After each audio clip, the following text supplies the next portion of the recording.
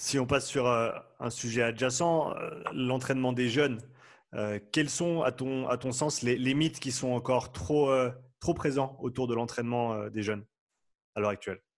Bah écoute, ouais, moi mon PowerPoint il commence par deux, il y a les deux premières slides, c'est deux vidéos. Une du journal de 13 heures il y a 2 ans, euh, montrant en fait une personne qui disait qu'en dessous de 16 ans, il ne fallait pas faire de musculation, sinon ça allait arrêter la croissance. Ça a moins de 2 ans. Et ensuite, un YouTuber, mais qui est coach, qui dit en direct à la radio que 12 ans, c'est beaucoup trop jeune pour la musculation parce que les os, il disait les muscles s'attachent sur les os. Les os, ils veulent grandir et toi, tu mets de la tension dans les muscles. Apparemment, les muscles, ils veulent pas grandir.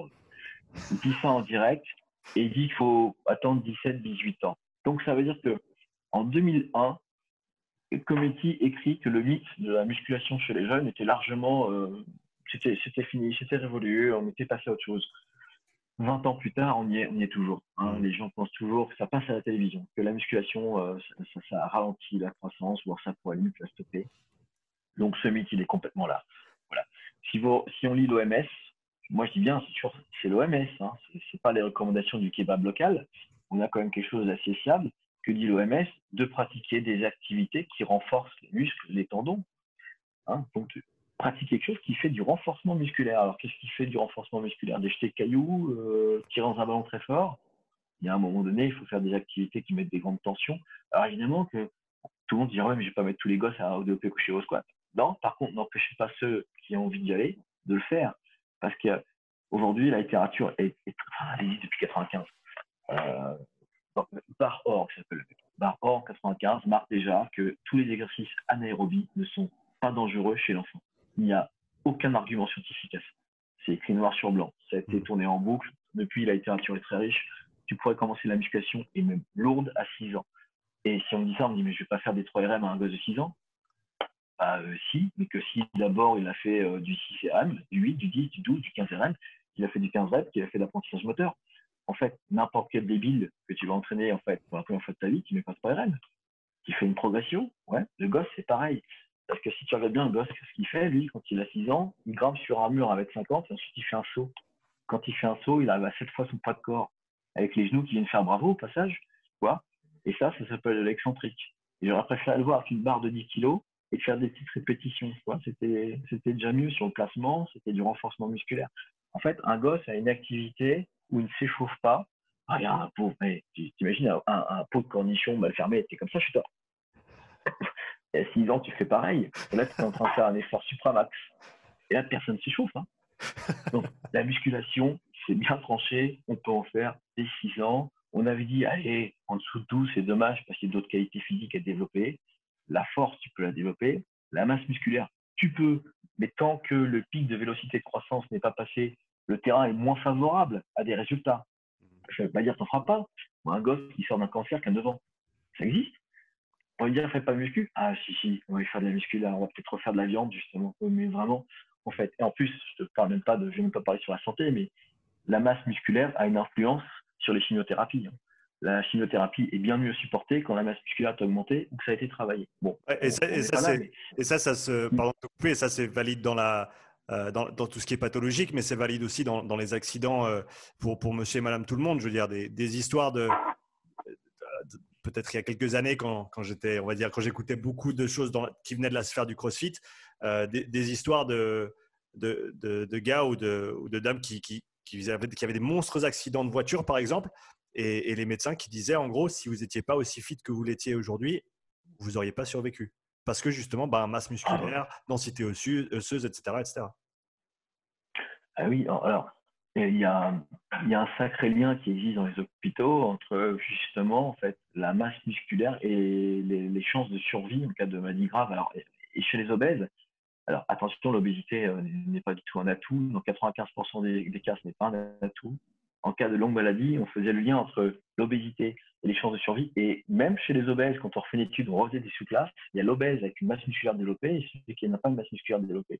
Et ce qui compte à la fin, c'est la masse musculaire. Mmh, mmh. Donc, du coup, revenons aux jeunes. En fait, il y a aucun truc. Alors, quand je dis ça, on me dit oui, je t'entends bien, mais moi, mon cousin, c'est toujours un exemple incroyable. Mon cousin, il a fait de la gym, il est tout petit. D'accord.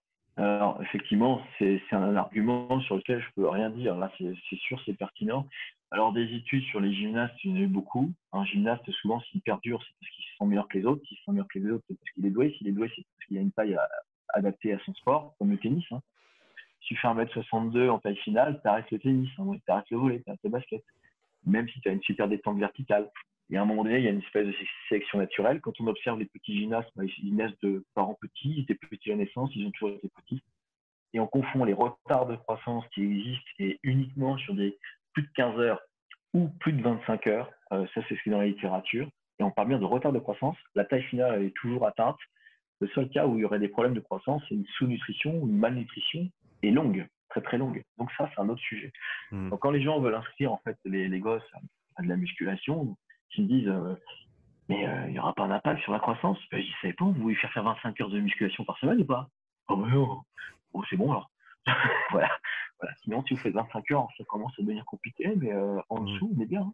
On Ou, est tranquille. Bon, le, pardon, le mythe autour de la croissance ou de l'arrêt de croissance dû à l'utilisation de charges additionnelles, est-ce que tu sais d'où il vient concrètement? alors, oui, je sais pas, j'ai essayé de chercher, je cherche toujours des petits trucs en fait, mais je pense que ça a toujours été l'histoire des gymnastes, parce qu'en musculation, on ne peut pas avoir d'exemple, il n'y en aura pas. Quand il y a de l'observation réelle, chez les garçons, il y a même chez les garçons, il y aura presque une tendance à aller dans le sens positif de la croissance, puisque la croissance, ce sont des pics d'hormones de croissance, et c'est fait pour lutter contre la gravité, quelque part. Mhm. Et la musculation, ça tombe bien, c'est pour lutter contre la gravité, et c'est faire un pic d'hormones de croissance. Donc les deux vont dans la même direction. Mhm. Je pense que ça a toujours été la gymnastique, le truc, en fait. Et la gymnastique et la musculation, hein, parce que monter en fait comme ça à la corde, faut avoir des bons petits bras, la croix de fer, enfin, tous les petits trucs, tout le Mhm. renforcement musculaire qui va avec.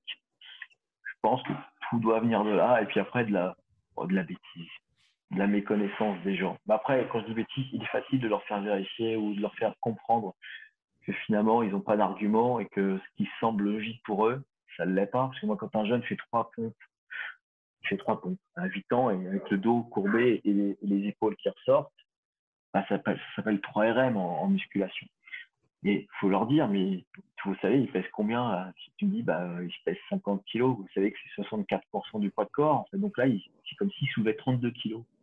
32 kilos, il est en train de pousser 32 kilos avec ses petites mains. Moi, si je le mets sur en fait, le dos, je lui donne une petite barre, je vais même lui donner un bâton en bois de 2 kilos.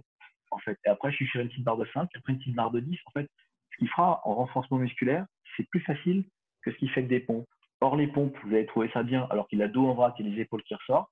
Et moi, je vais lui apprendre un apprentissage moteur avec un bon placement sur de la musculation fine, la course de brouette, où on pousse le jeune avec le dos comme ça et avec les épaules aussi qui partent en vrac. Ça fait rire les parents. C'est une catastrophe. Déjà, course de brouette, c'est toujours une petite compétition, mais tout le monde a le sourire, tout le monde rigole. Ça revient à mon petit coach de tout à l'heure. Il peut Mhm. être pas bon techniquement, s'il amène de la joie, on est voilà, sur une good vibe. C'est vachement à la mode en plus. Ça. Allez, on est sur ça a l'air chouette, il y a une bonne vague, il y a une bonne vibration, tout va bien. Non, non, non, ça, tout va pas bien. Non, mais il faut faire réaliser un petit peu aux gens qui raisonnent pas très très bien. Après, il faut leur dire, la littérature scientifique, elle est riche. Et attention, l'OMS préconise le renforcement musculaire chez les jeunes. Et ça commence de 5 ans jusqu'à 17 ans. Mhm. Donc on est dessus en fait. Ouais.